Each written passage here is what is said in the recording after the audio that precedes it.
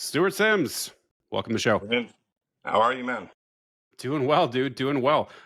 Really happy we connected on X. We got on a thread talking about one of my favorite topics as of late is God. What the hell is that? What does that mean? And so, really happy that you agreed to pull up with me, man. I reviewed some of your work, some of the links you sent me. You're a super deep thinker.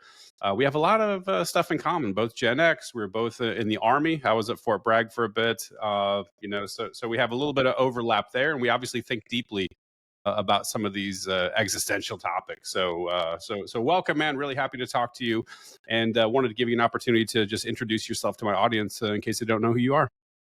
My name's Stuart Sims. I don't know how much origin story we need, but I grew up in Houston and I got a degree at the University of Houston in psychology. And in college, I met a really amazing man named Jaak Panksepp. I know Jaak Panksepp. He wrote the Affective Neuroscience handbook, right? He is the founder of Affective Neuroscience, and he became my mentor in college. And nothing bad about the University of Houston, but knowing him was far more educational than anything I learned in college. So he mentored me for 4 years and taught me so much about how, not just about neuroscience, but how to think about neuroscience, how to think about things, how to research, how to weigh evidence, how to identify valid evidence. I mean, the guy was an absolute mad genius. I don't know if you know his story. I do. Yeah, I'm a nerd too. I've been in the psychology and neuroscience fields as a layperson. I'm a computer scientist by trade, but I love this stuff. I dabble in it, and I think it's super fascinating. But I'm just a layperson. Well, that's really where my journey started with all this was affective neuroscience and the science of emotions for those of you who aren't familiar. And I spent about 10 years down that rabbit hole. And with Jaak's help, the most important thing Jaak taught me is to understand this. You have to understand the history. How do we get here? And what do people think now, and why do they think it? And so he gave me books and sent me papers and said, read this. And I could ask him questions. What the hell about this and that? And he really walked me through it and held my hand. And it was amazing. He was an amazing guy. But after I got out of affective neuroscience, I got into consciousness studies, which is another really, really cool, dangerous, literally dangerous rabbit hole. Wait. I got to stop you. Dangerous meaning what? People who get high level in consciousness studies tend to be emotionally and psychologically unstable. That is a feature that I've discovered getting to know people that really go deep with this stuff. It is almost a given that you're at a certain level of thinking about this, you're going to be somewhat unhinged, right? Is this why Jordan Peterson's a little crazy? No, I think that was the benzo detox and something happened there. I don't know what happened. He's not the same man he was. Definitely not.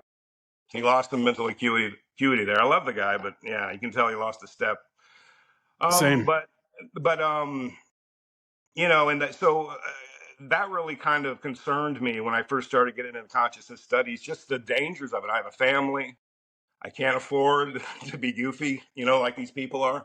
So I had to develop sort of protocols, and Jaak helped me with this before he died. He died in 2017. Develop protocols to how to think about this without being harmed, right? So that was an extraordinarily big step for me, and I've really gone down the rabbit hole deep. And I've started a book, and I got a bunch of really cool ideas that I'm dying to share with everybody. That's really cool, man. So before you move on from that, because I see myself in that, right? Like I'm hugely into consciousness. Not sure if you looked at some of the videos, but I've had like Sterling Cooley on a couple of times, who is working with Stuart Hameroff and Roger Penrose on microtubules and like. Yeah. I'm super interested in this. I'm into psychedelics and just neuroscience generally. And so I see myself. Have a lot in common, man. We're the same generation. We're both ex-military. We're both obsessed with this. So it's kind of weird to meet another guy that we're both like European. So both got beards, all this stuff. But the beard, dude, you got a great haircut. I love your haircut. Tell me how to not go crazy. Like, I need to know this, man, because sometimes I start to wonder about myself. I'm like, oh. Yeah, trust me, I know.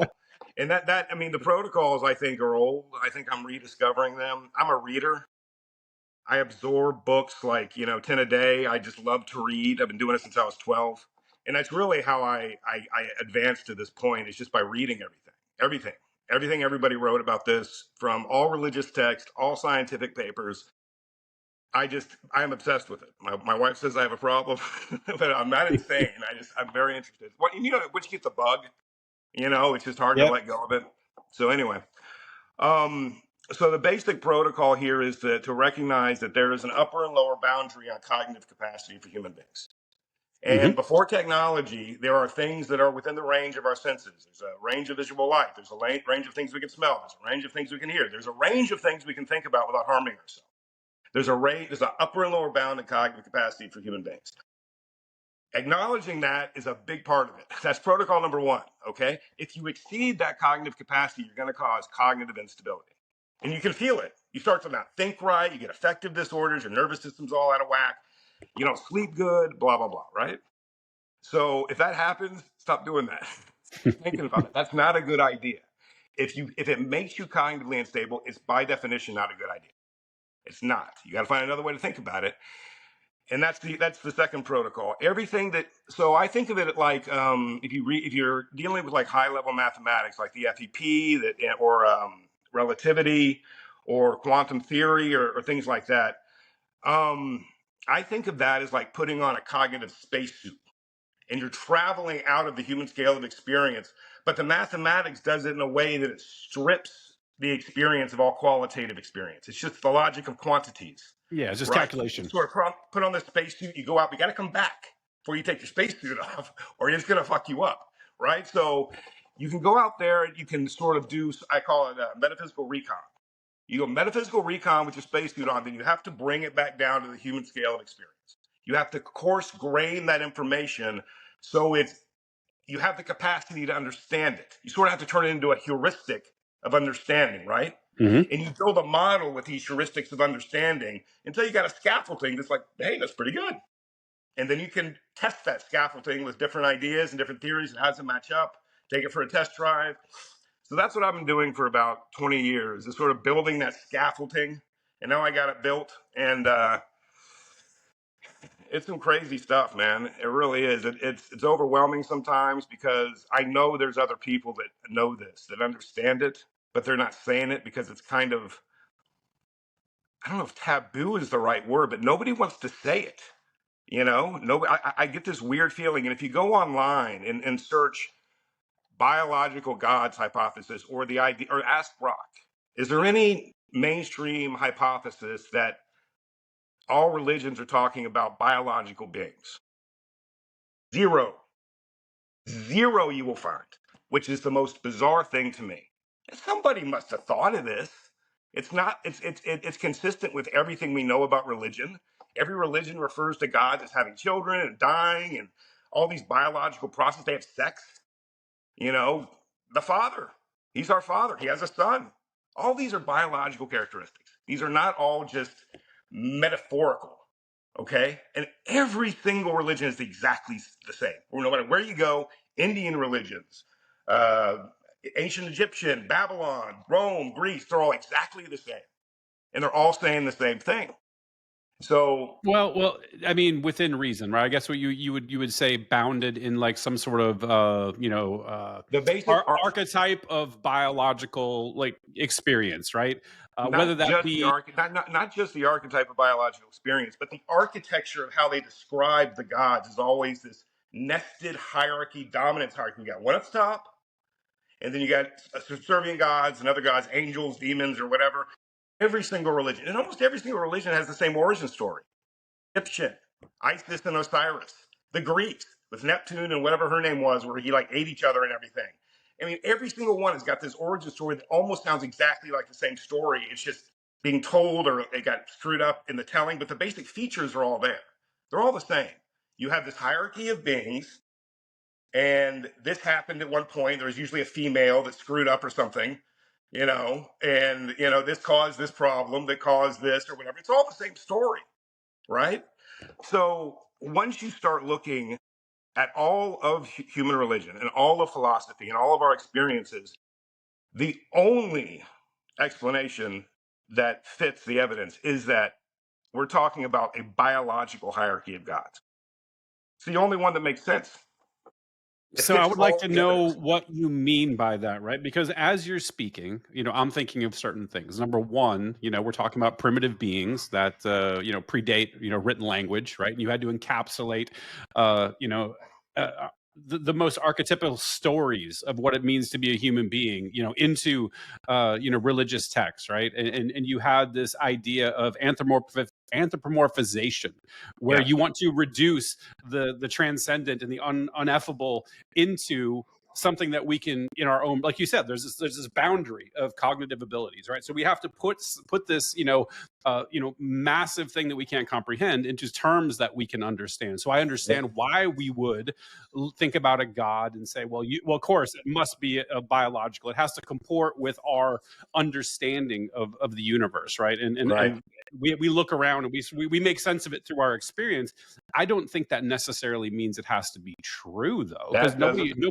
nobody knew shit about quantum mechanics. We didn't understand anything about cosmology. You had this, like you said, your ontology. It was so local that, and it was so experientially based that they had to build all of their mental models and all their heuristics off of sense data and their experience around them, make sense of things through story, right? And I think all that gets amalgamated into like one religious, not one, but whatever their current religious understanding is, it gets baked in. That's why I think you see the same thing happen culture to culture to culture. There's so much resemblance between them because we're all working from the same, biological wetware and the same, framework, to navigate the world. So that's the way I heard what you said. What am I getting wrong? Like, what did I go sideways on? No, you didn't get anything wrong. That's exactly where I was about 15 years ago. And we have a similar background with religion, too. I was brought up Southern Baptist in Texas. My grandfather Mm. was a Baptist minister. And so I've been on the religious journey, too. I spent my 20s reading all of the philosophers and all of the religious texts. And I mean, everything Aristotle, Leibniz, Kant. I mean, I went through them and then through them and then through them and through them again and just absorbed. I went through a panpsychist phase, which isn't pretty. Trying to convince people, the panpsychism is true. But no, and I thought the same thing. That's all just anthropomorphism. It's just trying to tell stories that people can understand in a way they can understand it. All right, and that makes sense. That is a reasonable explanation until you start digging a little deeper, and you realize, if you go to like the Native American shamanism, I don't know how much you know about that, but I did a deep dive into that, and they basically tell the same story. Nobody wrote it down. There was no writing. That is just what they believe. There's a hierarchy of gods. There's the Earth Mother. There's all the spirits in the ecosystems and the spirits in the animals. They have this very intricate sort of hierarchical belief system about, you know, gods, what they call them, the spirits or whatever. And, but the most significant thing I think came when I started studying Michael Levin's work. I don't know how familiar you are with that. I'm not familiar with that. Okay, well, he has done some absolutely phenomenal things in the last 5 years that most people don't know about. But just to briefly describe it, I'm not going to go into like gory detail, but basically, he has discovered through developing new protocols and methods, research methods, that every single living organism on this planet produces a bioelectric field. And that bioelectric field is information rich and a perceptual interface, which means information is being exchanged across that field like an individual cell, which the membrane potential on a cell, the charge on that is almost like a bolt of lightning. And that field it produces can transfer information from the outside of the cell from the inside of the cell. It's a perceptual interface. Okay. The human body is a nested hierarchy of those. Real quick before you move on, how do we know this? Let's start there. Okay. Well, there's a lot of great examples. He does what's called morphological research. So how do things grow and why do they change, and like sort of embryonic research and stuff like that. He he figured out how to measure the voltage gradients on cells. So he can put a device on a cell and get the voltage on anywhere on it. He can also do it on the whole organism, and he can see the bioelectric field. He can visualize it, okay, with a computer program. And what he does is he will he realized that the bioelectric field was telling the thing how to grow because the cells where the eyes were going to be before the eyes even began to form, was already lit up. It's like, it looked like a smiley face, eyes and a smiley face. Before anything had begun to form, the bioelectric field was doing that. So the bioelectric field is telling this thing what to do. And how do we know that? He changed the bioelectric field and moved the eyes Mm. over here, and they still worked. So that bioelectric field is actually involved in morphogenesis. It's involved with how everything, it's not the DNA. DNA has nothing to do with it. DNA has nothing, that's another thing he discovered. DNA has nothing to do with the shape of anything. Zero. It's Hold on, changed. hold on, hold on, Yeah, hold I on, know, hold on. right? I mean, Time out, time out. okay. Explain to me how, because the DNA, right, as we know, is all the instructions for making an organism, including not just the building blocks and an assembly language, essentially how to create it, but also all of the epigenetic code as well. So these switches that can be methylated and turned on and off, and change the gene expression to suit the environment based on, like, all this stuff is encoded, right? So you would think that, I mean, it stands to reason. I'm not a biologist, but it stands But to reason that it would have to be encoded in there. Any biological process that is happening within the organism has to be traced back to DNA, right? that's what we thought. And he has completely annihilated that idea. And I can tell you an easy example based on what I just told you of how we know this. So the little organism, I forget what he calls it, it's a little worm of some kind, it's a little model organism. He moved those eyes over to the side, right? And this kind of organism, if you cut it in half, the tail end will grow a head and the head end will grow a tail. Right, Okay. right. So the one he adjusted the valence gradients on the cells and moved the eyes over, he cut it in half after it developed all the way. And the tail that grew the head moved the eyes over. He didn't change any DNA. That's just the beginning of how screwed up we are about DNA. And the major DNA players in the world are recognizing it because there's no denying it when you look at his evidence. We are completely wrong about DNA. The Wow. bioelectric field is in charge of morphogenesis. It's in charge of the shape of everything. That is where that information comes from the bioelectric field. But doesn't the bioelectric field originate the DNA? Like, No, I, the bioelectric. how does it not? It's completely blowing my mind right now. So I pardon me know, for I all know. the questions, but walk me through this. Okay, so if you listen, I sent you a video by Nick Lane, which is he's an amazing biologist, one of the best in the world. He's one of the best science writers I've ever read. I don't know if you read Carl Sagan, but I think he's just as good as him. I have. He wrote a book called The Vital Question, and in this video I sent you, he talks about how individual cells produce the voltage gradients. And basically, what he thinks, they can't measure it yet, but he thinks there's only one alternative. The mitochondria create this voltage gradient across the cell membrane. They're the source of the electricity that creates that voltage gradient. Right, right. And That's nothing new, right? Like, we already know that through the Krebs cycle, or we don't know it. It's long been suspected. They actually cannot get a voltage meter sensitive enough to measure a mitochondria. You know, we don't have the technology yet. But that's the only explanation that everybody can think of. It's just we can't measure it.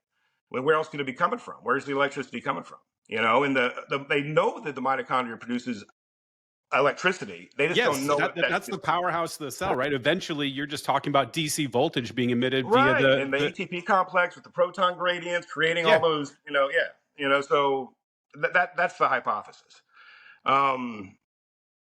I'm sorry. What was your question?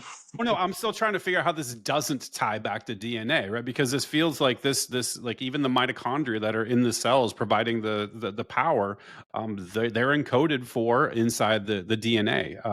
No, the mitochondria actually have a prokaryotic DNA. They are bacterial vestigial.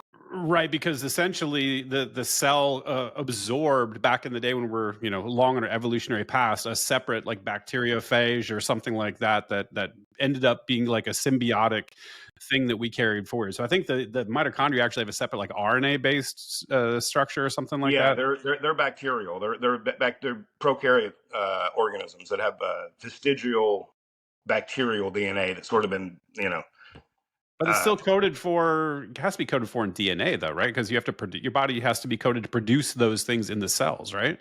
The relationship between the mitochondria and the nuclear DNA is in reproduction. You know, when a female human has sex with the male, the nuclear DNA from the male and the mitochondrial DNA from the female have to be complementary without it too much shift, or you won't have a viable. That's why different species can't have babies, is because that compatibility has to line up. So it's actually they have a separate deal going. The mitochondria, they're almost like they're an organism nested within ourselves. There's actually more bacteria cells in the body than there are eukaryote cells. You know, we are more bacteria than we are eukaryote. Not counting. I'm not counting mitochondria. I mean actual bacteria, Yeah, we're biome. talking about like everything in our intestinal Yeah, tract digestive and on our system. skin, and I did know that we actually have more bacterial cells than human cells, which is weird. Yeah, it's weird. But yeah, I mean, I don't know how deep you want to go with that. I mean, but the point is that these things have fundamentally changed our understanding of biology and biophysics and how it all works. And the thing is, I predicted all of this about 6 or 7 years ago when I started playing around with the free energy principle. Not just me, a lot of people predicted that this was going to be what we would find just because what the FEP predicts. FEP predicts this. So before we go further, because I'm trying to be sensitive to my audience who may not be quite as nerdy, maybe just give a high level overview of what the FEP is and why it matters here. Okay, well, it matters for so many reasons on so many levels. And I want to get to scale and variance after this. That's an important part of the protocols. We're talking about not going crazy. The understanding scale and variance is another protocol I want to get to. I forgot about that. But the free energy principle was developed by a British neuroscientist named Carl Friston about, I don't know, 20, 25 years ago. And what he did is he discovered that neurons, he was a neuroscientist and he studies fMRIs, and he discovered that the input output ratios of neurons looked a lot like Bayesian ratios. Mm-hmm. Like as much energy you put out and then the output of it, the ratios, he's a brilliant mathematician. He started thinking that looks like a Bayesian ratio. So he started messing around with Bayesian mechanics, and he developed a formalism that fit what the neurons were doing. And it developed over 10 years into the FEP formalism that basically is able to computer model neuron behavior, cellular behavior, the behavior of physical systems, you name it. You can put those parameters into a computer model and it reproduces biology, it reproduces physical systems, the structure, the architecture, and everything. And so he developed an entire principle. He calls the free energy principle, which is basically, anybody physics nerds out there, you'll know it as the principle of least action, which is basically that every system will seek out the lowest energy level as efficiently as possible. It's not going to travel around in loops. You know, we think of chaotic molecules, but that's not the way physical systems work. Every physical system is trying to reduce variational free energy. That's how it continues to exist. I mean, anything that is a thing, separate from other things, has to maintain homeostasis or become thermodynamically equal with the environment, right? How does it do that? Entropy is trying to make it thermodynamic, like you drop ice in water, becomes thermodynamically stable. That's what entropy is trying to do to everything. So why isn't everything thermodynamically equal? It's because of the principle of least action. What Carl Friston did is he sort of raised our resolution of what the principle of least action is doing. Why is it doing that? And that's basically what the free energy principle is. And basically what it says is every system that exists is trying to minimize variational free energy, which is basically energy not being used to maintain homeostasis. All the energy in a system is efficiently being used to maintain homeostasis. That's how it stays stable. It's called a non-equilibrium steady state, or NES, with the environment, right? So what Carl Friston figured out using Bayes' theorem and Bayesian mechanics is the reason the minimization of variational free energy is basically what he calls surprise. It's something this system didn't anticipate in happening, so it's a surprise. So which means systems are anticipating. It's called active inference now, right? Everybody's talked about after, you're familiar with active inference. Systems are taking prior experience and from that inferring what's going to happen Mm-hmm. next. And this is everything, I think. I know it's difficult to prove in a non-physical system, but it's very obvious in biological systems. The mathematics is consistent with non-biological systems. It makes sense. It's the only thing that makes sense. That everything that exists has what's called a internal model of the environment that it uses to make inferences about what's going to happen, and that's how it maintains homeostasis. So basically, what you have, that picture that's drawn out of that, is everything that exists has a subjective state and an objective state, and it's bound to it by what they call a Markov blanket, which is a perceptual interface between the inside, like a cell. That cell with a bioelectric field, That's the Markov blanket. You have the inside of the cell that's interfacing with the environment, right? And across that Markov blanket, there's a perceptual sparse coupling. It's not taking in every single bit of information. It's taking in the information it needs to predict the future. So it's coarse. It's coarse graining information, right? And the more advanced the system gets, the less coarse graining you get. The more advanced your perceptual interface becomes, and you get, assholes like me and you sitting here talking to each other. You build up that basic idea, and then you get me and you. So that is a phenomenally important idea, because up till now we have had no way to formally understand subjective states, to formally understand what the hell that is. What is consciousness? How do you even understand that with physics? A subjective state, something that's inside of you thinking. It's the only formalism that lets us touch that lets us understand it in some sort of formal way. Okay? So that's why it was a revelation to me. Not only that, you ever read that book by Carl Sagan, Contact? Or I've seen heard the of it, movie with but Jodie? Have you seen the I movie with Jodie Foster? I have seen that. Yeah, yeah. Okay, well, there's a scene in that movie where she's trying to decode a message from aliens, remember, and she can't find the primer Hmm. to decode it, and finally she figures out it's a 3D box, and you close it up, and there's the primer, and she says, embedded in the message itself is the key to decoding it. That's what the FEP is. Not only does it describe this, but Bayesian mechanics sets up basically what's called a generative model, which is I don't know who Thomas Bayes, if you're familiar with that. Yeah, well, there's a lot of Bayesian stuff that's in computer science as well. Okay, so okay, right, great. So you know what a generative model is, with the priors and the posterior distribution and the statistical manifold and all that. Okay, that is what everything basically inside of you is doing. Your brain, all your cells, everything is basically using prior experiences to predict the future, and they're doing that with different light cones. Like my autobiographical self of Stuart, I have the biggest light cone, but my heart has a light cone. It's predicting things. It has prior experiences and it's predicting. Everything inside of you is called embodied cognition. Everything inside of you is nested minds that are doing this. That's what everything's doing. You can speculate what kind of experience your organs are having. I don't know. I don't think it's really important. Talk to your organs if you want to. But that is basically a general idea that was revelatory to me, because that's the way we should think about everything. The way a generative model works is you make predictions and then you make observations. Based on that, you update your priors. So next time you're going to make better predictions. Generative, right? That's what everything inside your body is doing. That's what every cell in your body is doing. If you start doing that, start thinking that way, when you learn, make a prediction. And then when you learn, say, okay, why was I wrong? Or I need to update something. Why was I so wrong about that? Update it. Next time you make better predictions. So embedded in the message itself is the key to decoding it. Being able to think that way is the key to understanding biological consciousness. And that's, I guess I should define what I mean with consciousness. When I say consciousness, I only mean biological consciousness. I don't mean any metaphysical, I don't mean cosmic, I don't mean quantum, I mean biology. It is the only category of consciousness that we know of.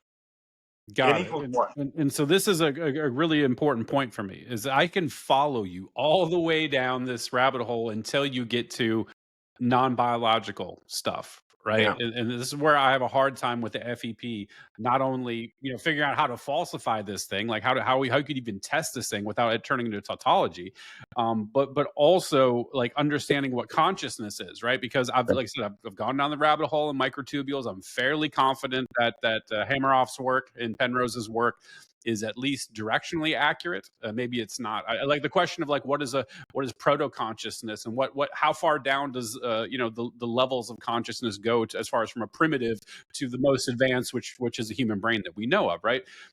But when you get into inorganic matter, we're talking stars, we're talking planets, we're talking black holes. The FEP posits that it's still making that prediction with priors, right? These hyper priors that are it's there's some sort of decision tree that's being made by inorganic matter, and for me, that's where you lose me. Where like I haven't been able to figure out how to bridge that gap yet. So maybe Okay. walk me through that. Yeah. Well, I think, like I was talking about a second ago, one of the major protocols in not going insane when you're dealing with this is understanding that you're dealing with scale and variance. which means the architecture of physical reality is a bottom-up nested hierarchy of circular causation. So you have information traveling up to the top of the hierarchy and back down in a circular loop. And there are scales, nested scales, like, Russian nesting dolls, right? We exist at the human scale of experience, and our cognitive capacity is bounded by that scale of experience. So when you're talking about different scales of experience, you got to put on your spacesuit. You got to put on your cognitive spacesuit and realize that's what you're doing. You are traveling into something that is beyond your capacity to understand. And you have to accept that. You can't be like Nietzsche, eat your own face off or whatever he was doing. I mean, you read these guys, these brilliant men, and they're just going crazy. They're driving themselves literally insane because they're not wearing their spacesuit, and they're trying to exist on a scale of experience beyond human cognitive capacity, and they lose their freaking marbles. Every Well, time, every well, freaking time it happens. You maybe real. this is what's keeping me safe, man. Because honestly, when I get to that sort of level where it's either grand scale cosmic stuff or hyper small things that I can't comprehend, my brain kind of clicks off and says, "Well, I don't know. Like I can't comprehend that," and Right? I'm okay with that. I'm okay with not Yeah. knowing, and I'm like, well, it's fun to think about, but I don't like beat myself up about it or sit in bed and let toss and turn about these things. I just kind of go like, well, I don't know, and I'm comfortable not knowing. Right. And that's I don't know if you were like me, but I read a lot as a kid, and I read science Hmm. fiction and fantasy when I was a teenager. I mean, I have just like read everything I could read, then I read it all over again, and I read it all over again. I mean, I was just obsessed. But what it did is it created a sort of sandbox in my head where I can sort of think about this like a story I'm reading. So it's not like you. I mean, I don't like stay up at night freaking out about this. It's like a story I'm making in my head, just like if I was reading a novel about Stephen King or something. So it doesn't fuck with me, and I think that is an important feature. I think that's part of the temperament of people that can do this without going crazy. It's like people that are Trekkies. They watch Star Trek and then they want to go out and dress up like Star Trek and go to the Comic Con or whatever, and they don't separate reality from their fantasy life, and Yeah. it all becomes confused. You can't be like that with this. You can't learn something and the next day you're like fundamentally changed. You have a spiritual experience. You can't do that, or you're gonna freaking lose it and not accomplish anything. So you have to keep it in the sandbox. Conceptually, it has to stay in the sandbox. Okay, so anyway, so that's the free energy principle, but the scale invariant thing is a major protocol that you have to be aware of. There are things just like you have to admit that there's a cognitive ceiling and a floor to the capacity of human cognition. You have to understand that there are other scales of experience, other scales of cognition, other scales of reality, physically, like physical scales that are bigger, and we're like your body is the greatest example. Inside your body are nested organ systems. Inside those organ systems are nested cellular populations. Each one has its own competency. There's billion cells in your heart that have a specific competency of what they're supposed to do. Inside those cellular populations are individual cells. Nested inside them are mitochondria.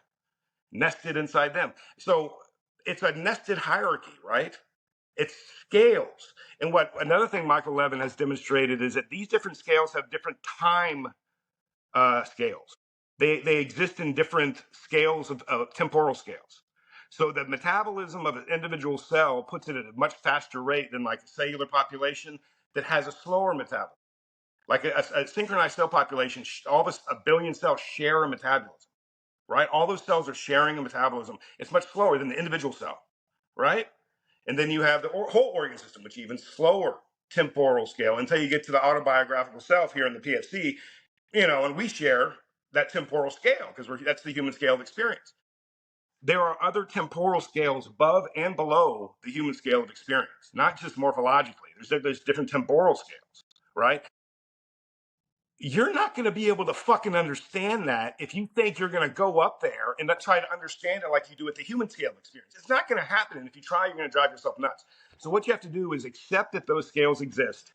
And there's the best way to understand information at that scale. It's like trying to focus a magnifying glass. You're trying to just little tweaks, and then finally it pops into focus. That's perfect. Keep it there. That's the resolution you want to understand that scale at. And then you add that to your scaffolding. And then you build that of all these understandings from different scales until you have this picture and you're like, All right, that's in focus. That makes sense. And you didn't go crazy. you know. So that's what I've been working on. Cool. Well, it's super fascinating to me, and I think it's interesting to play with. I would love to ask before we get to the God question, or circle back to the God question. Talk to me about consciousness. What are your thoughts on what it is, what its properties are? Like, how do we know? Like it seems like the hardest problem out there today. And it seems like there's so many different opinions on it. And so I want to hear, just without my preamble polluting your response. Want to know what your thoughts are. Um, well, it's kind of, I want to answer in the frame of the FEP, but if people aren't familiar with that, it's going to take longer. I can just explain it simply. In my opinion, consciousness, okay. So, you know how I was talking about subjective states and objective states and the Markov blanket and all that? When I'm those architectures form modules. Okay, modules might be a lot of things inside. There's a Markov blanket, but that's a thing. And when one thing interacts perceptually with another thing, that's cognition. Because each thing is remembering and predicting. It's remembering and making affirmations. When they interact, that's what I call cognition. When two things that are remembering and making predictions interact, that to me is cognition. So everything, that's what I call pancognitivist. I'm not making any assumptions about their subjective experience. I'm talking about physical behavior, objective states. What they're doing, all the behavior in the universe, the causal graph that Wolfram talks about, that is cognition. He calls it computational, hypergraph or whatever. In my vernacular, that's cognition, and consciousness is the subjective experience. Consciousness is the category of cognition that exists at the scale of biological materials. So it is the experience of the subjective states of being a biological organism. Got it. So you don't believe that consciousness is fundamental then? Fuck, no. Okay, I don't cool. know, and I don't really care at this point. And Mike, I probably should say this at the beginning. I don't extend my ontology to the cosmic scale or to the quantum scale. My ontology has shrunk. I pretend the universe doesn't even exist and the quantum scale doesn't even exist. It's too much. If you want to address this problem, those scales, that's where everybody runs. Think about it. Quantum consciousness, panpsychism, idealism, everybody's fleeing to the extremes. So they don't want to deal with the local ontology. If panpsychism is true, then what does that mean for local ontology? Doesn't it mean planet Earth is conscious? Isn't that what it means? But nobody wants to say that. Nobody wants to make a religious, what's that British panpsychist guy? Goff, isn't it Philip Goff?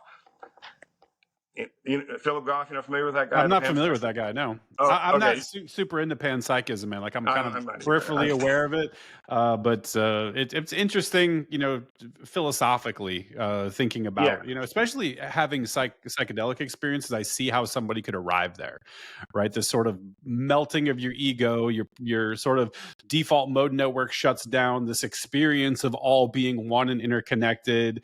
You could see, and even Carl Sagan, you referenced him earlier. He had that quote, like the most profound thing he can think of is the universe, exploding from the Big Bang, and then all these things happen, and life evolves in order to perceive itself. So everything that's conscious is the universe perceiving itself, and sort of this oneness.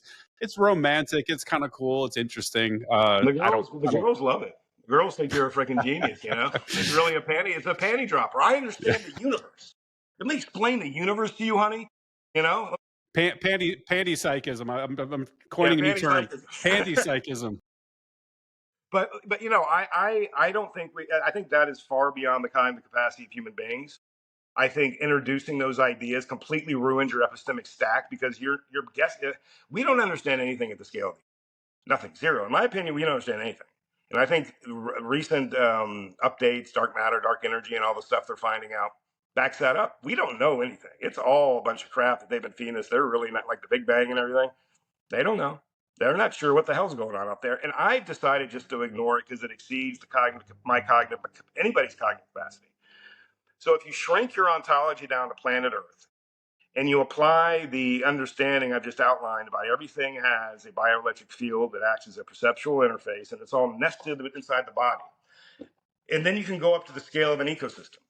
which is another module of cognition, maybe consciousness, I don't know, but it's a module of cognition. All the organisms nested inside an ecosystem create a cognitive process, and they're all communicating through these bioelectric fields. I think that's what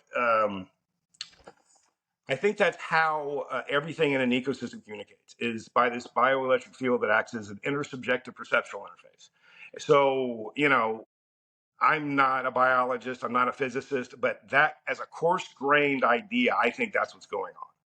And we all have a bioelectric perceptual interface, and we used to communicate with it when we were nested inside natural ecosystems. But then we left natural ecosystems, right? Developed linguistics and language, which, the PFC, the left prefrontal cortex, is called Broca's area. And that is the seat of language, conception, and actually also controls me moving my tongue and my jaw and everything. It's Broca's area.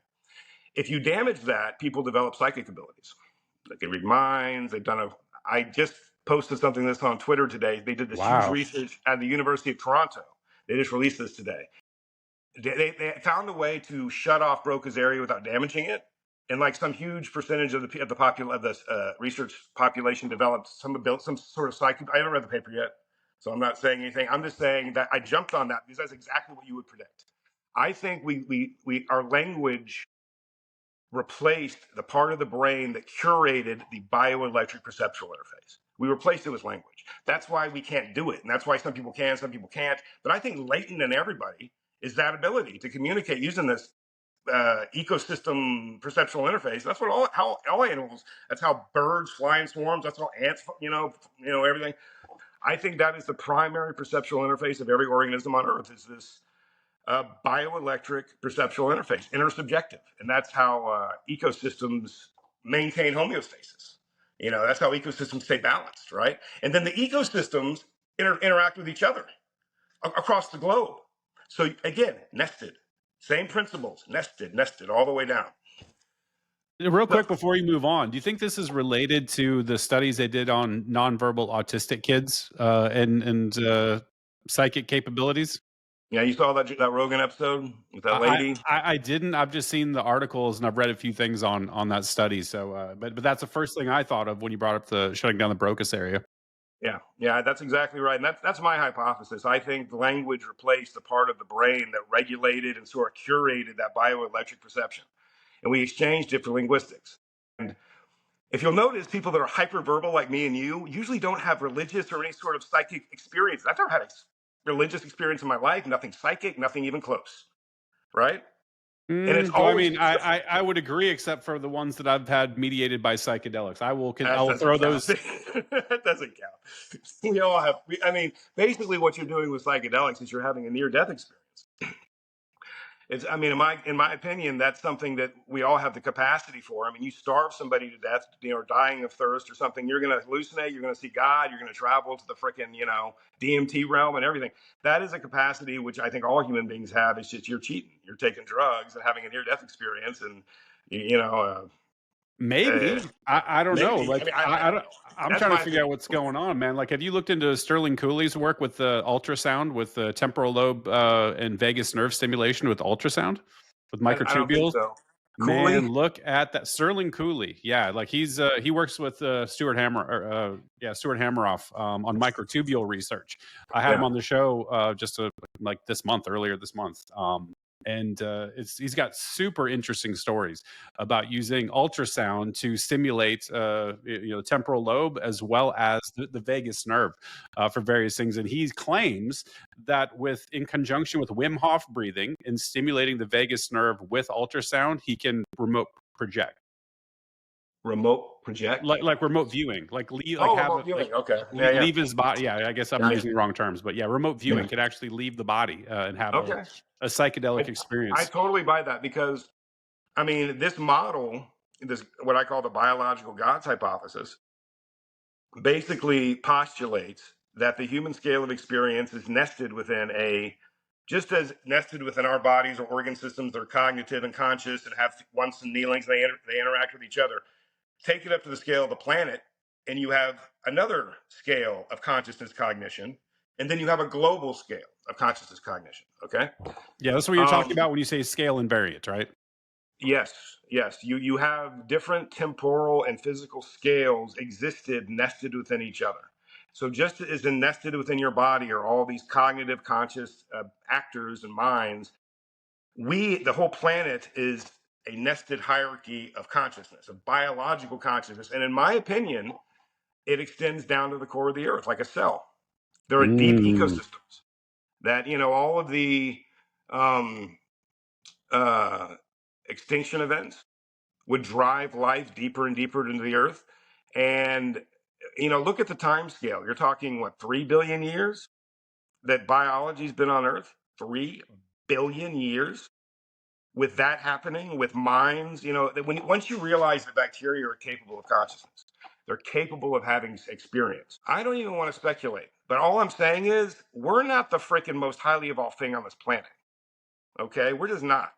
Once you realize the time scale and that basic architecture, that goes out the freaking window. This monkey that can barely freaking understand shit is the most highly evolved thing on the planet. I don't think so. That all of a sudden becomes an absurd assumption when you look at it, like, in my opinion, when you look at it like that. So, So so somebody like you, if I'm reading between the lines, believes in something that might be referenced as Gaia, then, right? Like this sort of. I don't Or, like that. I know. I mean, Gaia is the ancient. I mean, for people that are unfamiliar, almost every single ancient civilization before formalized religion had some version of a Gaia belief. The Native American Indians, if you find native tribes today, they believe in Mother Earth. Almost every native belief system was some form of Gaia, right? And then we had formalized religions, and then that all changed. But I really don't like Gaia because people think of that. These savages, they didn't know anything, blah, blah, blah, right? yeah, I'm not talking about that. I'm just saying conceptually, like I'm not applying any judgment to it, but that's kind of what we're talking about essentially. Then like the Earth as a whole, at Earth scale, right? You know, I like to talk about a certain granularity. If I start talking about how I think it's actually organized and what to call it and everything, I mean, once you reach this level of understanding, I think you should stop. Unless you're trying to have a religious experience, which I'm not. I'm not religious. I'm not interested in a religious experience. I've lived my whole life without having one.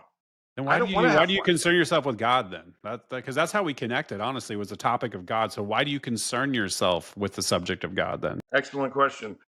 Actually, one of my first protocols when I went down the rabbit hole, it says, okay, you're not going to turn this into religion. My wife made me promise you're not going to start a cult. And I promised, I swear to God. So, but what happened was about 5 years ago, right when COVID started, I was reading the Gnostic Bible because somebody had recommended something called the Apocryphon of John. Hmm. It's an interesting sort of metaphysical story there that Jesus tells John the story of the creation of man or whatever. So I read it. And in the middle of reading that, I started exchanging all the words that said spirit and soul because in my head, I don't know what that word means. I just started replacing it sort of for fun with consciousness. Every time I read that word, I just swapped out the semantic content. That means consciousness. Okay. And suddenly the whole thing made 1,000 times more sense to me. And after I got done, I realized I have to reread all these religious texts.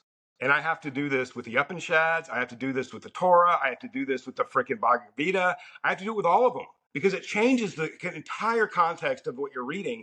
And what I discovered after a couple of years is all of these things can be best understood, all these religious texts, as consciousness studies. That's what these people are talking about. The animated spirit inside your body. That's consciousness.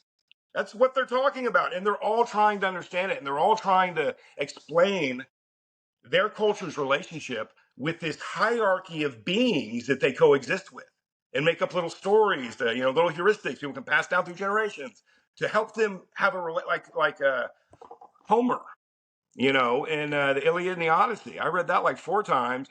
That was like their Bible, like their Old and New Testament. They were people of a book. They understood how to live life. They quote it like we quote the Bible. Remember when, Odysseus faced the Gorgon. He couldn't look right at her. It's just like how it was with bad guys. Don't look them in the eye or, whatever. They'd make little stories about it. So all of those stories, in my opinion, are consciousness studies, and they're all about human beings coexisting within a biological hierarchy of consciousness and interacting with other beings. And so I had to reread all of them, and you ask how this got religious. I didn't want it to. I read them all as just research, not as a religious person. But once I got done, and I'd never done that before. I never just sat down and read one after another after another. They're all saying the same thing. They're all telling the same story. They all have the same architecture. They all have, they're all talking about these biological beings that die and have babies and screw women and whatever, And I don't consider this religious. I think I get a cheat card. I tell my wife, because this isn't what God means. God, in the modern vernacular, is the creator of the universe. Ask anybody. There's no person, you can survey everybody on the planet and they would say, no, there's no way God's biological, right? I've talked to hundreds of Christians and asked them that. If I told you, if you found out that God, the Christian God, was a biological organism and not the creator of the universe, would you still be a Christian? How do you think they answer? Probably no. No, that's not God. But to the Christians that started Christianity and to all the civilizations that existed back then, they were biological or something adjacent to that. They were having sex with people, even in the Bible, the Neraphim come down and, have sex with the daughters of Daughters of Noah, man, right? daughters of Noah or whoever, Enoch. And, so that's how it became this. I don't consider myself religious. I really have, if there is this hierarchy of conscious, biological conscious, I want nothing to do with it. I have no desire to, communicate with these other scales of consciousness, which is probably what's kept me sane. Because in my experience, people that once they get to this point, they want to try it. They want to have actual astral projection, and they want to have communication with other scales of consciousness. I have no interest. Boy, I you like just my described me, isolation. man. You just described me. I'm far too curious for my own good. Yeah.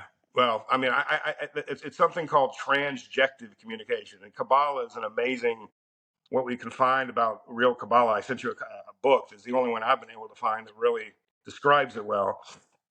But it describes in detail the protocols for communicating with other scales of consciousness. But of course, this book frames it in terms of cosmic scale. Kabbalah frames it at cosmic scale, modern Kabbalah. But back when Kabbalah was developed, about 1,000, AD, about 1,000 years ago, they didn't know anything about the universe. They had no understanding of cosmology or modern astrophysics and the scale of it all, right? And their ontology was by definition local because they weren't aware of all these things. And if there were, they didn't write about it. I've read everything, and there's no mention of other planets and going around other stars or galaxies or anything like that, right?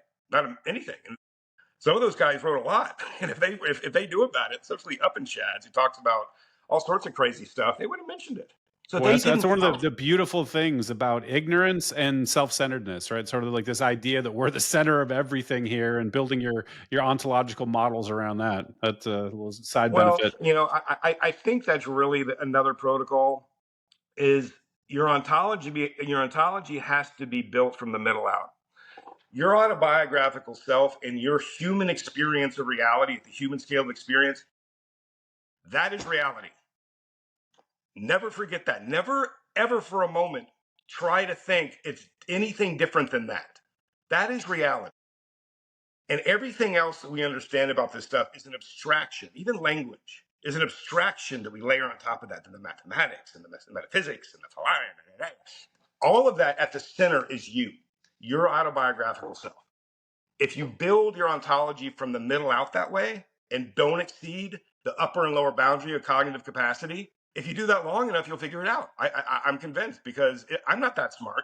And it's not that complicated. I mean, I've just explained all of this in less, I don't know how long we've been talking, almost an hour.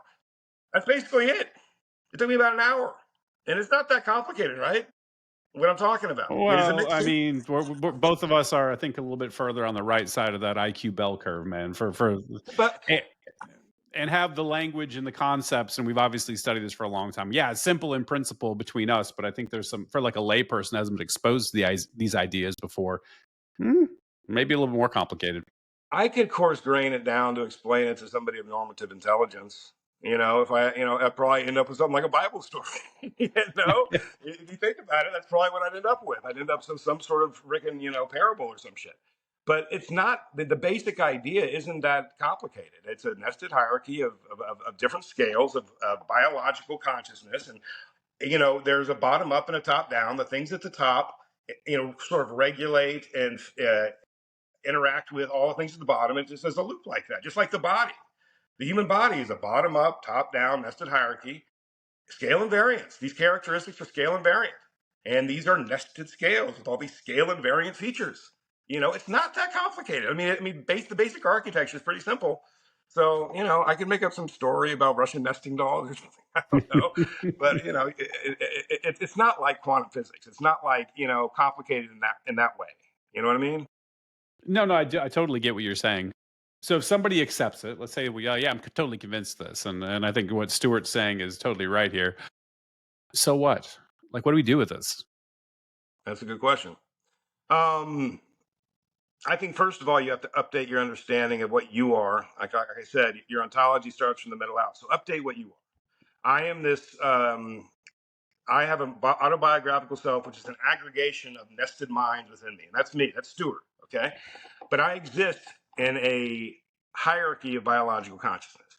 And I have intersubjective relationships with other consciousnesses that exist at the human scale of experience. But there's other scales of experience. And they're also having experiences that I'll never know or understand. I don't have the capacity to understand. I really want to know nothing about it. But they exist, And you look at angels, you look at aliens, the Anunnaki, all this nonsense that people are all on about. That's how I frame all of this. It's the same thing. It's the same story we've always told about giant things and weird things flying around, everything. And, I don't want to begin to speculate about how it's organized or what they think. I'm not going to psychoanalyze another scale of consciousness and try to figure out what their deal is, which is basically what all religions are doing, trying to figure out what God wants, which good luck, trying to figure that out. This is my life. Thank you. But that's basically what our religions are. They're trying to tell other people what God wants, what God thinks. God wants you to think this. God wants you to do that. Well, how the fuck do you know? He tell you? Are you sure it was God? Did you take some DMT?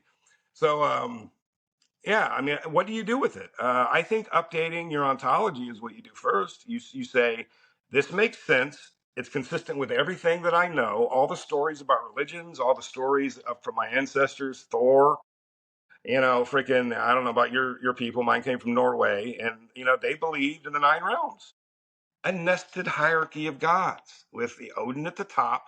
You have his children, just like in every other religion, and that's basically what they were talking about. They were talking about the hierarchy of biological consciousness in which they were nested at that part of Earth. Apparently, it's regional because there's different consciousnesses at different regions of Earth that cultural populations interact with. They're not the same one. They're different ones, like the fairies in Ireland. What Iceland, is I that think you shit mean, right? Isn't Iceland with the ones of the fairies? Well, Iceland might have fairies, but it originated in Ireland. Really? Yeah. Yeah, that's where all those fairy legends came from Ireland. But yeah, they got a whole ontology about the Ireland and the Tuatha De Danann, which are people that inhabited the island before they get there, and they had to wrestle it away from them. And now they live sort of in harmony and some sort of, they leave milk outside for them and shit for the fairies to come eat and shit. So there's a whole thing about it. In every civilization is like that. They have this very idiosyncratic biological consciousness that they interact with, and they make a little religion about it. And they tell their kids, leave milk out for the fairies, and you won't have this problem. There's all these little folk tales, and I think over time some of them gets blurred and some of them get really stupid and people take advantage of it. But it's a functional thing. It's not something, it's too ubiquitous to not be functional. It's everywhere. It's every population that persists through time has these heuristics of how to deal with these things. Every single one. There's not one example you can say this. I can think instantly. I'm in Tennessee right now, and in eastern Tennessee, in the Appalachians, there's a whole bunch of mysticism and myth and things about, like, you're not supposed to whistle in the woods after night. And there's if you hear your name out in the woods when you're alone, no, you didn't, and you don't acknowledge it. And, like, there's this whole thing that's built up around it. So even locally to me, I'm aware of that type of things. Yeah. Yeah. So, once, I mean, I could talk about this for hours with you, but I mean, the point is I've been thinking about this in this form for about 3 or 4 years. And dude, it's the explanatory power is it's beyond my ability to articulate. It fits. There's nothing it doesn't fit with. This model fits with everything and perfectly. It fits perfectly with every story, every religion, every mythology, every science, every hypothesis that we know to be true. And there's nothing in it that we don't know that to exist. That was always my problem with religion. In order to believe in Christianity, I have to have faith. I'm not good at that. you know, Uh, I'm sure you might have been the same way. And you start questioning these people like I did in Sunday school, which I finally had to stop going. The Sunday school teacher asked my mother to keep me from going.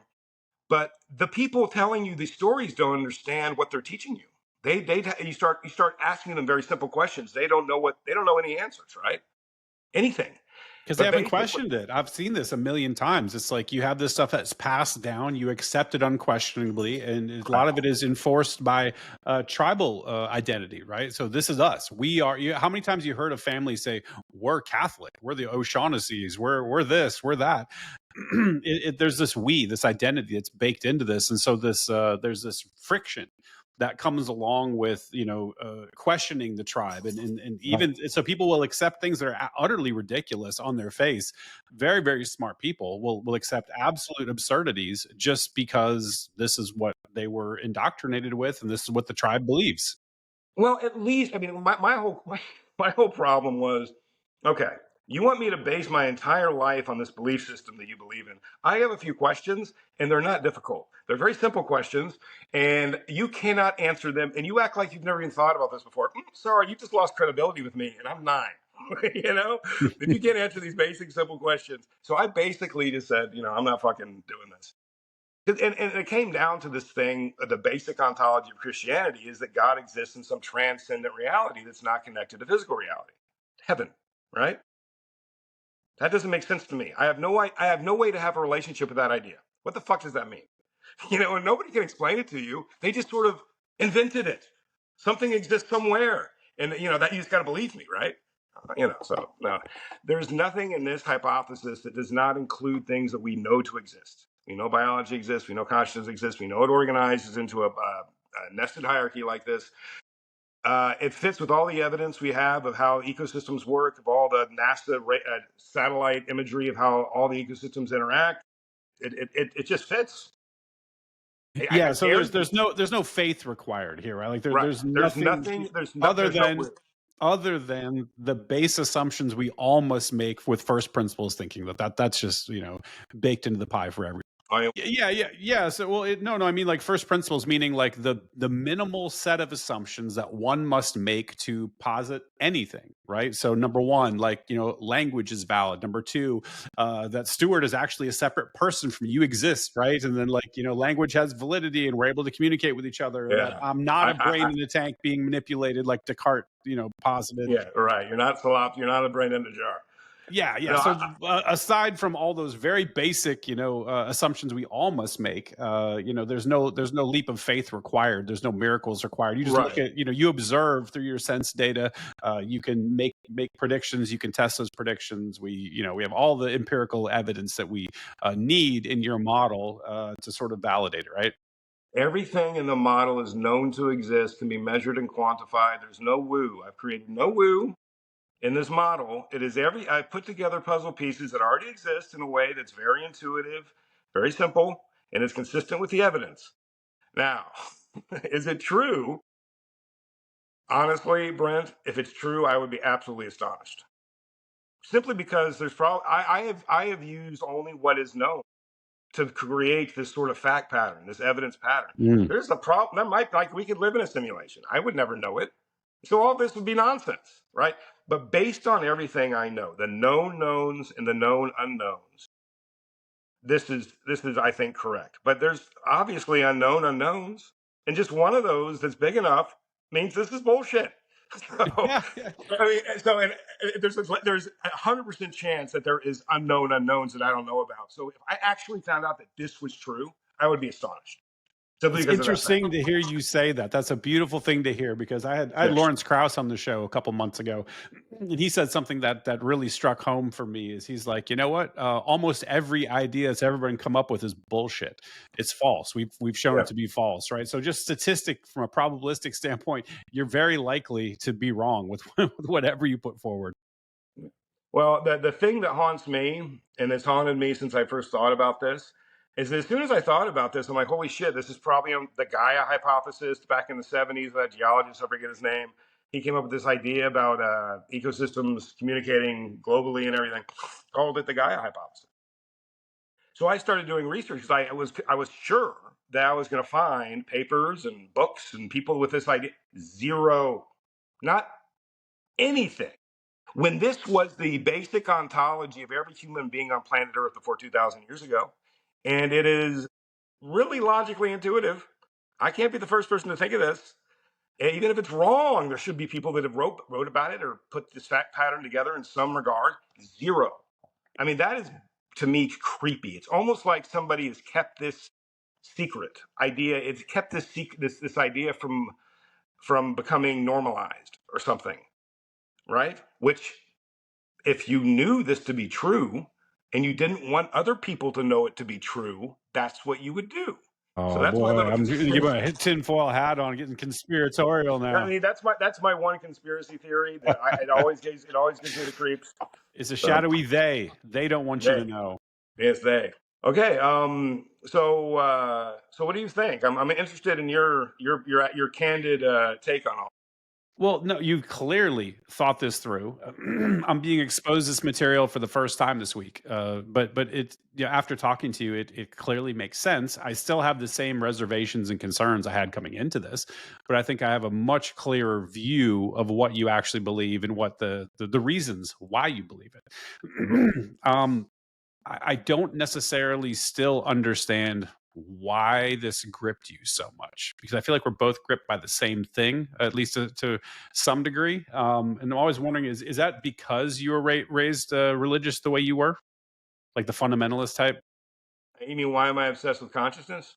Well, yeah, kind of, or even just these ideas generally, not necessarily consciousness, but ideas like transcended ideas, like we're talking about, like these big picture things, almost like we connected on God, but like we're not really talking about God in any sort of like theistic sense. So Right. it's a little bit weird, but I always wonder because my journey was sort of prompted by me questioning what I was taught, right? And I was taught a very punitive version of Catholicism, the same as the Southern Baptist thing. It's like you're burning in hell forever, and it's all, scare tactics and threats and all this sort of stuff. And so I came from a position where that really traumatized me as a kid. Yeah. And so I felt this like real pressing needs, like, ooh, I really got to I got to be right. Because if I'm not right, I'm going to burn in hell forever, and I don't really want that. And even as an adult, when I rejected that stuff, there's still that sort of like residue that sticks to your consciousness. That's like, you're worried about getting it right. And I think I've mostly divested myself from that to where I'm very, You're a recovering Catholic. yeah, man. And I feel very comfortable now. Like I said, just being kind of shrugged, like, I don't know, cool. Let's talk about it. Interesting idea. Let's bounce it around. And I'm much more happy to do that and not get caught up in panicking about getting everything right. I just enjoy the conversation now. I just wondered if your journey started kind of from a similar, motivation, or if it's something different.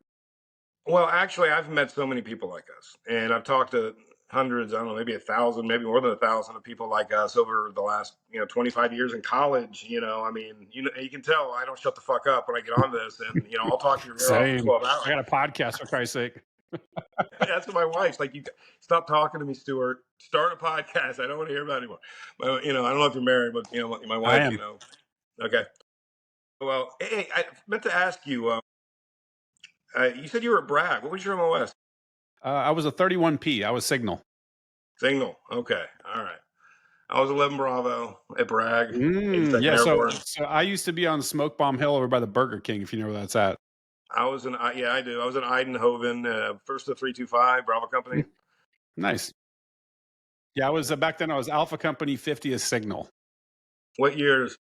Oh, geez. I think I got out in 97, 98. No, 98. I got out in '98. That's weird. I was '94 to '98. Same. Did you get deployed anywhere? Just no. I just went to Korea. Just did a Okay. tour in Korea, but other than that, it was all stateside. Okay. So no deployments. All right. You got lucky. You got I it was right sent to before Haiti. 9/11, man. I was good. I Oh missed yeah. that. Oh, they sent me to Haiti for 6 months. Oh my God. I'll tell you the stories. Those are horrible. But I'm sorry. I totally lost my train of thought. Oh, We were you're talking asking me. military shit. You're asking me how I got on this, and I was telling you I met so many people like this. I think this is a temperament thing, and it's just in my experience, people that are like this, it's something about your temperament and the way your brain works, and when you start putting these pieces together, it becomes fascinating. All the pieces together, and it's something you can't. Your brain, some part of your brain's always thinking about it, and if you leave you alone for 5 minutes, suddenly you're thinking about it. And my wife's like, Stuart, stop thinking about that. I'm like, sorry. And a lot of people are like that about the brain and neuroscience and stuff like that. I'm like that. A lot of people like that about metaphysics and philosophy. I'm just like that about consciousness. I got started, like I said, in affective neuroscience and emotions, and that led, sort of naturally to consciousness. And that rabbit hole is just I've been living down here for 20 years. I mean, it's my home now. I live here. This is where I exist, and I will spend the rest of my life thinking about this shit. I will never stop, and I'm comfortable with that. My wife has agreed. She's made certain demands upon me, but I accept her demands, and so I'm allowed to do this. So yeah, I mean, I guess I never really thought about why. I guess I'm driven to. It's something drives me to do this. I don't know what it is. It's some force. I don't know what it is. Some people like Tesla, or anybody who's obsessed with shit. What's driving them? I don't know. I don't know what makes me want to think about this and talk about this and write about it all the freaking time. I don't know what drives anybody. Yeah, it's like that old quote. People don't have ideas; ideas have people. Right. There is some force working upon me that wants me to think about this, and I have no choice. I can try to stop, but I can't stop. I cannot stop thinking about it. That's fair. So That's fair. so, So I so got I I go got to into ask this. I got to ask this, man. I'm dying. yeah. Like, have you ever tried any psychedelics? Have you had any Oh yeah. experiences? Okay. So All of them. what's your take, man? Like if you've done that stuff. So what's your takeaway? I think. Sorry, it's only my dog was barking. Gizmo, you okay? I think like if I think they're all very different. Something like mescaline is very different than peyote, or mushroom, psilocybin. DMT is very different than LSD. My primary experiences with LSD. You do enough of that. I don't think there's anything really that interesting going on there. When you I'm start not a talking to fan of LSD at all. I think that it's visually interesting. I think that's where I was at it, but I also found it to be mentally very slippery. That's the only psychedelic where I could just be walking down the street and then all of a sudden I call it like slipping on the ice with your thoughts. All of a sudden you just end up like yeah, instantly in some crazy pocket, and I didn't like that. I didn't like the lack of grasp on my own cognition and the fact that I could just fall on the ice mentally and be somewhere crazy. I think mushrooms was much more stable, and I also like the fact that it was lower, or so it didn't last as long. Whereas LSD is like 12 hours, and you're exhausted at the end of you're it. like enough already. I want to Yeah, sleep. it's weird because you have that peak, and then you come down about 40% and just sit there for like 6 hours, and you're just like, God, enough already. I'm sick of this. And then you If you can't do enough, sleep. yeah, if you do enough LSD, you build up a tolerance. You also learn how to navigate that experience better. I did a lot of it at certain points in my life. So I've existed in LSD states for a long time. I don't think it's that interesting as far as psychedelics goes. Mushrooms are different. When you Mhm. start talking to entities, you machine elves and all that shit. I can guess. There's always the chance that it's just. I mean, I'm a hyperphantagic person, which means I have the capacity to imagine in my mind all of our senses. I can see, I can smell, I can hear, I can touch in my imagination, right? So I have the capacity to to have that sort of experience just by the way my brain is, right? So that could just be me imagining things, right? So I accept that. It could also be other scales of consciousness that you're communicating with, like your own nested hierarchy of embodied cognition. These could be other scales of consciousness. And the thing that really bugs me about DMT is the fact that the DMT realm feels so familiar. Yes, well, You I know, get that with mushrooms too. When I take a high dose of mushrooms, I'm instantly hit with a sense of deja vu, like I've been here, wherever here is, right? That yeah, that what I'm talking about, that psychedelic yeah, the mind space. realm, yeah, the realm. I've been here before. It feels very familiar, and it feels um sacred is the best word I can come up with. It feels special, important, sacred. It's very hard to it's the closest thing to a religious experience I've had, right? Where Right, right. it's and I don't know what to make of it because I always walk away like, well, yeah, I was also on drugs. So I don't know exactly what to do with that experience. Yeah, well, the DMT experience, was really the one that gets you because not only does it seem so familiar, it seems more real Hyper than real, yeah. human experience, and it feels more real hedonically. Like the feeling of it feels more real, which I think is what can screw a lot of people up. They start thinking that place is more real than this place or whatever. But it's to me that seems to be an indication that you're dealing with something at another scale of consciousness, which could be above us, could be within our own bodies, where our consciousness is traveling down to other scales of experience within our embodied cognition. I think that's a very good possibility, given the fact that DMT exists in our brain and in our spinal fluid, and Yes. obviously has something to do with mediating the communication between scales of consciousness. And if you smoke it, you have this experience. Seems logically intuitive to me that that's a possibility that you're Ha- experiencing. Yeah, Have you watched anything from Andrew Gallimore or read anything from Andrew Gallimore? Gallimore sounds familiar. What's He his is a deal? he his handle is at alien insect on X, and he is a DMT researcher, lives in Japan. But Cool. I Okay. watched a long form interview with him and who was that? That was Peter Boghossian. And Andrew Gallimore believes that the DMT scale is hyper small. So it's super interesting thinking about your view versus his. He's done a ton of research on Small morphologically, as in size. a size. Yeah. So this is like he's talking about like literally And like that's why you're seeing those weird geometries because yeah, you're like at a hyper small scale. you go through the fractal tunnel, you pop into DNT lines. Like actually, it's at a very micro scale, and you're communicating Right. with consciousness or aliens, wherever the hell these things are. But it's actually our waking consciousness can't perceive because it's at a hyper micro scale. If I always remember the Greek origin story.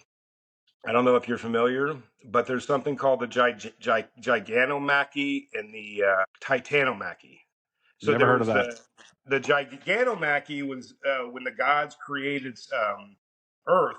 There was these giants of enormous size, and they all talk about how enormous they were. And then there were ones called the Titans, the Titanomachy, and there was this battle of the Titans. When you start talking about other scales of consciousness, obviously as humans we want to anthropomorphize that, but what if it's tiny?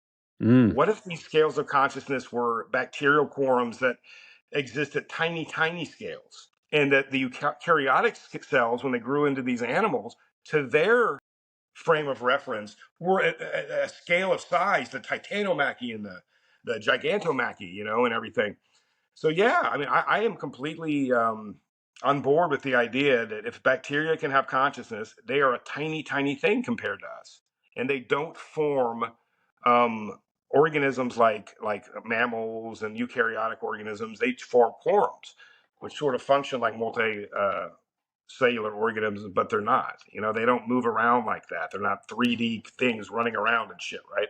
So, yeah, I totally buy that. That it's at a smaller scale. Maybe it could be bacterial. Maybe it is a bacterial consciousness you're visiting at the DMT scale. You Who, know? who knows, man? All I know is it's super weird. And the other thing that broke recently, I'm not sure if you saw this, is the DMT laser experiments. Do you see that? No, I heard about it, but I haven't looked at it. So they have this completely reproducible 100% of the time, and so they use lasers like from like a laser Oh, the level. Matrix thing. The Yeah, Matrix you thing. can actually visualize the code of reality in the lasers while you're on DMT, which sounds I have to try that sometime. That sounds absolutely insane. But the fact that it's 100% reproducible to me is like, there's something going on here. What is it? I have, I had my experiences. I'm 50 years old. I think I did them, to a sufficient degree. I really don't have any desire. Maybe if some strange circumstances arises, but I think I'm done. I've done enough. I got the idea. My brain is all I have left now, and I like it to stay. Honestly, when you're dealing with ideas like this, you build what I call an epistemic stack of sort of understanding. Mhm. And once it gets this tall, it's very unstable. It becomes just one wrong thing, everything's going to go to You wanna shit. blow your stuff that you built over your lifetime all to shit? Right. I don't want to mess with this. I got it just where I want it. I'm doing good. I don't want to, do something to blow that. So yeah, I think I'm done. I'll let other people do the psychonaut shit, and I will be very interested in what they report, but I have no more interest. Fair enough, fair enough. I don't have any sense, man. I'm such a curious person, and I think for me, the fact that this is akin to a religious experience, whereas I grew up in a religion that told me that these things, miracles and all, and people like having these whatever worship experiences, and oh, I'm so filled with the spirit and all this stuff that I just didn't feel like there was no Yeah. there to actually have something that produces reliable, mystical experiences. Yeah. That's interesting to me, and I'm like, okay, cool. I'm trying to see what's going on here. But also, I didn't start until super late. Like I started kind of as a adjunct to my psychotherapy because I had a really abusive childhood. And Yeah. so I was in my 40s, but the first time I did any sort of drug at all, it was like, Oh, and so, no, I so started. I started young. yeah, yeah. I didn't have the typical arc, man. I was a good kid and I avoided all that stuff. And now I'm kind of like dabbling in it late in life. You're probably. I mean, do you have kids? Yeah, I got 3 kids. Okay, well, I got 2 kids. I mean, I don't know. I mean, I don't think there's anything wrong if you're a responsible adult experimenting with that. But at this point, I want to stay pretty stable and regular, and have a consistency for my girls. I'm raising. I have a wife and 2 daughters, and one's redheaded. Mm. Which I don't know how much you know about redheaded Oh, I people, but do. okay. Well, I have to Fiery. stay. I have to be strong. I must be strong. She's 12. Well, I'll one up you, dude. I got 3 daughters, so Oh God, really? Dude, we got way too much in common. It's weird. we do. It is weird. It's weird You're how from we Tennessee. connected too. You're from Tennessee, right? No, no, no. I actually grew up in the Midwest. I Oh, lived in Seattle like the prior 10 years. We've only lived here like 3 years. oh, from Seattle. We Okay. escaped. We left the chaos and craziness over there of the Chaz and the Chop and the Jazz. meth zombie. It The wasn't good. zombie apocalypse. It's so bad, dude. Yeah, yeah.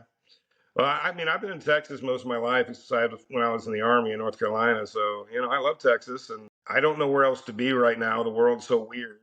If something happens, I want to be here with my people. I don't want to go somewhere else. I guess we'll stay here until, the world calms down a little bit. My wife wants to move to the Bahamas. So I Boy, don't it know if, might not be a bad idea. The U.S. is trending right now. yeah, no, I read some of your political posts. I don't disagree. I try not to think about it too much unless I'm actually going to do something or say something, because it's a little depressing. But yeah, it's all happening. Yes, it is, man. Well, hey, that's a great place to leave it, dude. I really enjoyed this conversation, man. I'm so glad that we connected. Fate Yeah, has intertwined us, and I really wanted to have you back and talk more, dude, because I feel like we absolutely, just scratched the absolutely. surface, dude.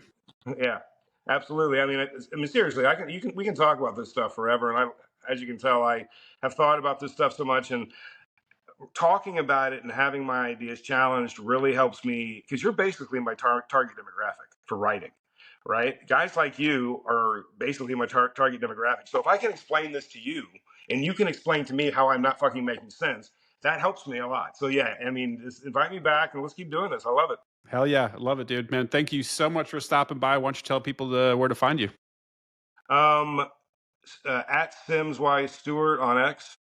At Sims Y Stewart, SimsYStuart. Cool. I'll That's link it up in the show notes. Thank you, brother. All right. Thanks a lot for stopping by, dude. Good night.